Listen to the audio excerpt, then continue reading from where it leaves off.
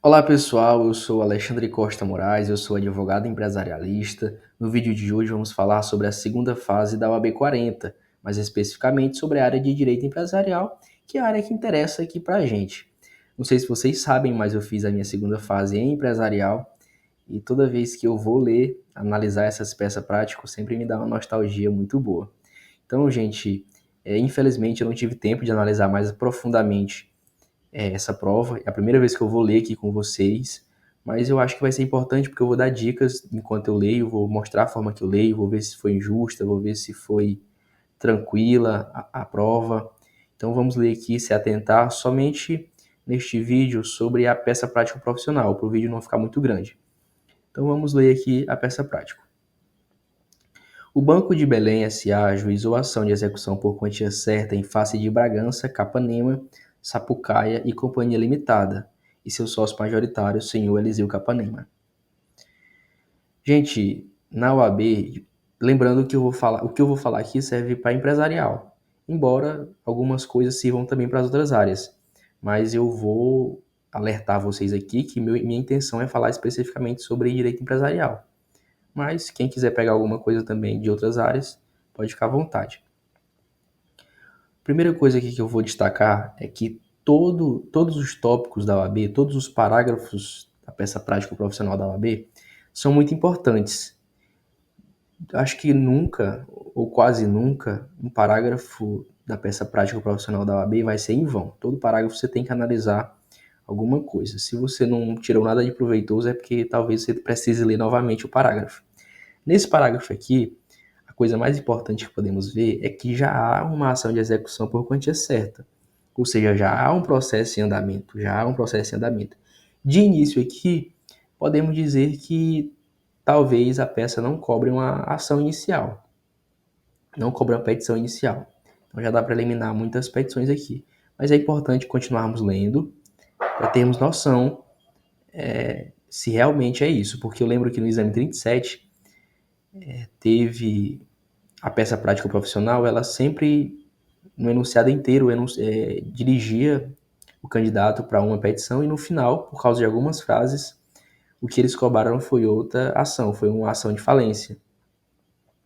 Então é importante continuarmos lendo, não se precipitarmos. Vamos continuar. Em março de 2022, a Sociedade Empresária e o sócio Eliseu Capanema emitiram em conjunto notas promissórias com vencimento em 30 de 3 de 2023. Na data do vencimento não houve pagamento, fato que levou o credor a promover cobrança judicial sem protesto prévio. As cambiais não têm endosso nem aval. Desse parágrafo aqui, conhecendo a OAB, eu destacaria essas frases aqui. Se estivesse fazendo de caneta, eu já ia sublinhar essas frases aqui. As cambiais não têm endosso nem aval e a cobrança judicial foi feita sem prévio protesto. Porque são frases muito impactantes para o enunciado. São afirmações fortes. Mas vamos continuar lendo. O juízo da segunda vara civil da comarca de Santarém, no estado do Pará. Gente, um ponto importante aqui de destacarmos em direito empresarial. O lado bom da nossa prova é que o endereçamento dificilmente vai ser uma questão complexa. Muito raramente o endereçamento não vai estar no enunciado. Então, quando ele já dá o endereçamento aqui no enunciado, pode ficar tranquilo que muito provavelmente o endereçamento ele já vai te dar aqui, já vai ser na segunda vara civil da comarca de Santarém. Então vamos continuar lendo.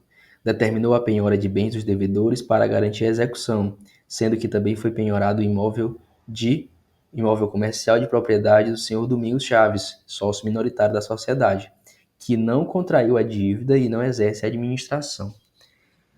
Gente, numa primeira análise aqui, podemos eleger como candidato muito forte para ser a nossa petição um embargo de terceiro. Por quê? Porque houve uma penhora de uma pessoa que não fazia parte do processo, que é o senhor Domingos Chaves, e ele não contraiu a dívida. Então tem todos os indícios para ser um embargo de terceiro. Mas como eu disse novamente, não se precipitem. Esse é um momento muito importante. Esse é um momento que pode zerar a sua peça. Então, quando eu fui fazer minha prova, eu sempre fiquei muito nervoso, muito com medo desse momento. Então aqui vocês gastem um tempinho a mais mesmo, façam com calma, que é muito importante. Então vamos continuar lendo, não vamos determinar agora que é o embargo de terceiro, vamos continuar lendo para ver se realmente é isso. Ao tomar ciência da penhora e ter acesso ao auto de penhora, 5 dias após sua efetivação, o senhor Domingos Chaves encontrou a descrição do seu imóvel situado na localidade de Alter do Chão, município de Santarém, no Pará. Imediatamente, o senhor Domingos Chaves procura você como advogado para que sejam tomadas as providências cabíveis para reverter a medida judicial. Então, não restam dúvidas que é um embargo de terceiro, ele quer que seja revertido a penhora. Pelo enunciado aqui, julgo ser uma petição tranquila de se fazer, não tem pegadinha aqui, muito claro o que o examinador quer, não tem muitas questões de direitos a serem trabalhadas aqui, basicamente houve uma penhora irregular, uma penhora ilegal, e a gente vai ter que fazer um embargo de terceiro para que essa penhora, essa constrição não seja realizada. Então vamos ver se realmente é isso com o gabarito preliminar que eles deram. Lembrando, gente, que esse gabarito ele não é o oficial. Ele é o oficial da OAB, mas ele não é o definitivo.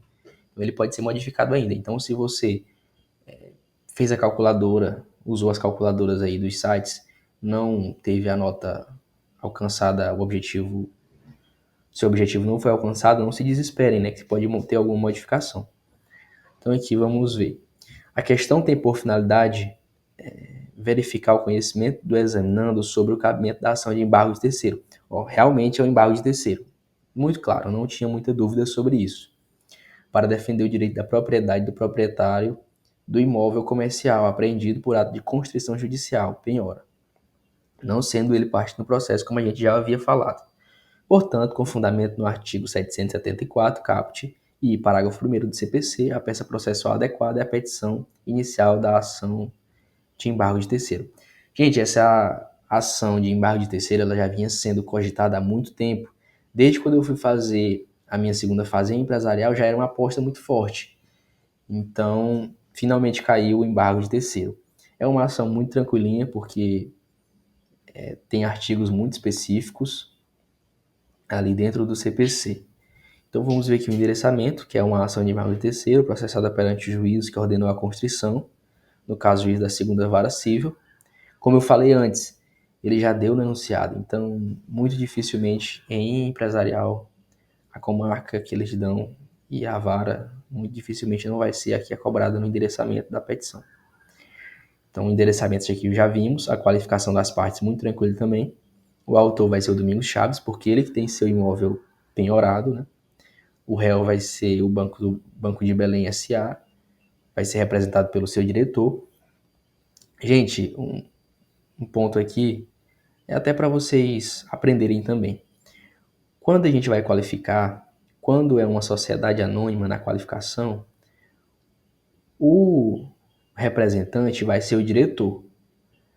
E quando na qualificação há uma sociedade limitada, o representante vai ser o administrador. Então, se fosse aqui Banco de Belém, Sociedade Limitada, ele ia ser representado por seu diretor. Embora sabemos que usei só como exemplo, porque bancos sempre serão um SA. Sobre a tempestividade, temos que os embargos são tempestivos por não ter havido ainda alienação por iniciativa do particular ou em asta pública ou adjudicação do bem, segundo o artigo 775 do caput do CPC.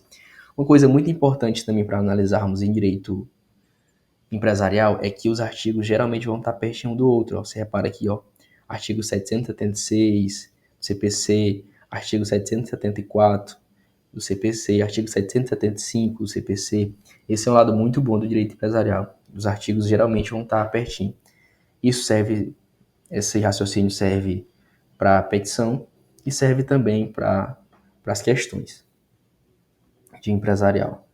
Dificilmente vai ter uma coisa aqui no CPC, no artigo 600, depois vai para o 900. Muito difícil acontecer. Os fundamentos, lembrando aqui sempre uma coisa muito importante, que a descrição dos fatos não pontua. Na minha prova de empresarial que eu fiz, eu perdi muito tempo fazendo a descrição dos fatos. Gastei uma folha inteira com a descrição dos fatos por muito tempo, muito desperdício de linha, não recomendo que você faça isso. Faça um parágrafozinho de 5 linhas descrevendo os fatos de forma bem resumida, porque eles não pontuam e você também não perde tempo. Embora, gente, tenho que destacar também, é uma coisa até que eu levei para minha segunda fase da OAB. Eu vou falar mais dela no Instagram e no TikTok, falar como foi minha jornada dentro dessa segunda fase de empresarial. Acho que aqui não é o momento de contar a história, né? Mas eu vou falar mais sobre isso. Então me sigam nas redes sociais. O Instagram é alexandrecostamorais.adv. Os fundamentos é importante você descrever o que houve, porque ele diz aqui, ó, a mera descrição dos fatos não pontua. Mas, de certa forma, a descrição dos fatos, sim, aqui, ó, você vai constatar coisas e isso pontua. Por exemplo, aqui, ó, Domingos Chaves não é devedor do embargado, por não ter subscrito a nota promissória. Isso daqui, você está só constatando fatos. Você não está usando de direito aqui. E pode olhar lá no gabarito final que isso daqui vai valer, acho que uns 40 décimos. Então, assim, você tem que descrever alguns fatos, sim. Você vai constatar alguns fatos, sim. Só que dentro do direito, não lá na parte dos fatos. Porque dentro da parte dos fatos não pontua, mas dentro do direito, de certa forma, pontua. Então é muito importante isso daqui. Eu destaco mais essas questões dentro do meu curso de segunda fase de empresarial. É um ponto que eu toco bastante. Só você constatar fatos dentro do direito, isso já pontua muito. Ó, o segundo fundamento, Domingos Chaves, não sendo parte do processo, sofreu constrição em relação ao imóvel de sua propriedade. Gente, o que de direito? Você teve que procurar artigo para fazer isso? Você teve que passar horas e horas no VAD procurando um artigo para fundamentar aqui? Não, não. Só está dizendo, ó, Domingos Chaves, não sendo parte do processo, sofreu constrição em relação ao imóvel de sua propriedade. Simplesmente houve uma constatação de fatos. Então, muito tranquilo até aqui a petição. Muito tranquilo. Direito empresarial geralmente é assim, bem tranquilinho. Eu até falo que as pessoas deviam fazer mais direito empresarial na OAB, porque é muito fácil. Embora as pessoas não façam porque tem algum tipo de preconceito, mas é bem tranquilo. Vocês estão vendo aqui. Então vamos continuar para o terceiro fundamento. O embargante pode requerer o desfazimento do ato por meio de embargo de terceiro, de acordo com o artigo 74 do caput do CPC. Isso aqui também eles te dão praticamente de graça, porque se você achou que era um embargo de terceiro, você achou esse artigo aqui. Então, isso aqui também é um fundamento que você tem que gabaritar. Próximo fundamento é: a ação é proposta em face do Banco Salem, sujeito de quem ato de constituição aproveita na condição de credor e exequente nos termos do artigo 777 do parágrafo 4º do CPC. Esse aqui, realmente você ia precisar ler os artigos mais a fundo, ia ter que dar uma passada de olho bem legal nesses artigos, ia ter que chegar aqui no artigo 677, parágrafo 4º. Então, esse aqui realmente seria um fundamento em sua essência, seria um fundamento de direito, porque tem a constatação dos fatos aqui, mas também necessita do artigo de lei. Então, passando aqui para o próximo Domingos Chaves é considerado como terceiro proprietário com fundamento no 674, parágrafo 1º. Então, aqui é só constatar um fato e fundamentar, com base no artigo 774, parágrafo 1º. Então vamos passando agora para os pedidos. Os pedidos, gente, ele vai estar ali, o embargo de terceiro, como tramita pelo procedimento especial, ele vai ter ali nos seus artigos os pedidos bem discriminados. Então você não precisa muito se preocupar tanto com os pedidos aqui, porque vai estar lá nos próprios artigos, dentro da seção de embargo de terceiro, os pedidos que devem ser feitos. A procedência do pedido para excluir a penhora do imóvel, no artigo 681 do CPC, a suspensão imediata dos atos executórios ao imóvel, artigo 678 caput do CPC. Você vai vendo aqui que vai pedindo ó, e vai citando os artigos. É porque nos artigos aqui do CPC, referente ao embargo de terceiro, vai estar descrito realmente isso daqui. Ó. Então basta você olhar o artigo e saber que o artigo pede que seja feita a suspensão imediata dos atos executórios. Então, muito tranquilinho também. Vai ter a citação do réu, no caso embargado, para oferecer contestação no prazo de 15 dias. E o pedido D é a condenação de embargados em custas e honorários advocatícios ou em ônus de sucumbência. Gente, uma coisa muito importante que sempre tocam todos os professores é que você não pode esquecer nem de pedir citação, no caso de uma inicial como essa, e nem pode esquecer de pedir a condenação em honorários e custas e sucumbências. Em honorários e custas judiciais, você não pode deixar de perder ponto com esses dois pedidos. Aqui você tem que fazer pontos porque na OAB sabemos que décimos são muito importantes. Então jamais você pode cogitar a possibilidade de esquecer de pedir os honorários advocatícios. Até porque na prática esse é o seu pão de cada dia, né? Então você não pode, como advogado, esquecer desse pedido, por favor. Falando especificamente agora sobre as provas, lembrando que o pedido genérico de prova que a gente vê na prática, que a gente vê nas petições comumente, que dizem protesto, provar o alegado por todos os meios admitidos em prova, lembrando que esse pedido genérico ele não pontua. Você tem que falar das provas e tem que citar cada prova de maneira específica para que seja pontuado. Em empresarial, durante todo o enunciado, eles trazem algumas provas que você deve anexar aqui no fundo, então é só basicamente você anexar lá embaixo algumas provas que eles dão no enunciado. Então você tem que pegar lá do enunciado algum documento, algum contrato, alguma nota promissória, se for um título executivo, então você tem que trazer para o final. Muito importante você ir sublinhando essas questões. Então a primeira coisa a se juntar aqui nas provas é o documento de propriedade do imóvel ou certidão do registro de imóveis, porque é uma ação em embargo de terceiro, então tem que ter esse registro desse imóvel. O contrato social é muito intuitivo, gente.